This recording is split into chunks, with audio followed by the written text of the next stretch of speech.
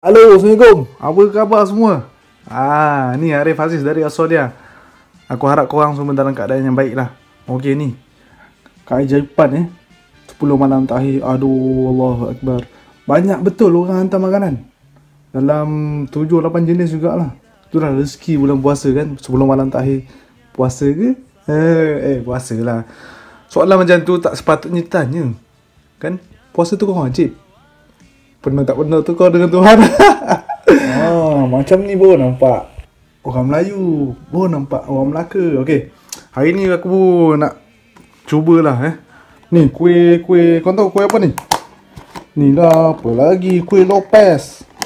So hari ni aku dapat kek pisang dengan kuih Lopez.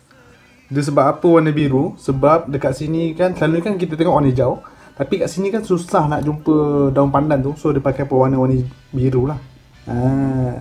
Lama tak makan ni, 4 tahun aku rasa. Sebab dekat Australia ni, dekat Adelaide ni, selalunya dalam, kalau bukan bulan puasa, dia akan buat bazar ataupun pasar raya Malaysia. So dekat situ dia akan jual makanan-makanan orang Melayu lah. Tapi jarang lah aku jumpa kuih Lopez ni. First kali aku nak try ni lah, kuih Lopez ni. Ni dia tadi teringin weh. Tapi kat sini buka puasa dia awal, dalam pukul 5.40. 5.40 awal. Okay, bismillah.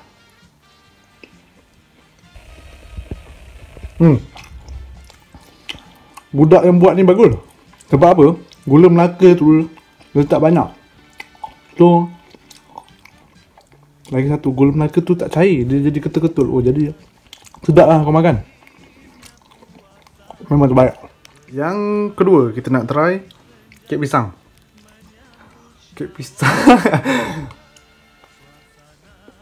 Biasalah rasa pisang, takkan nak rasa tembikar pula kan. Rasa pisang lah. Lembut, sedap. Empuk. Empuk. Macam tu. Gebu. Oh, sedap, memang sedap. Okay, so siapa yang nak order, memang tak boleh order lah. Sebab dia tak jual. Sebab dia tak jual. Dia hanya saja boleh buat bulan-bulan puasa ni. Dia suka kat orang. Alhamdulillah. Semoga murah rezeki kau.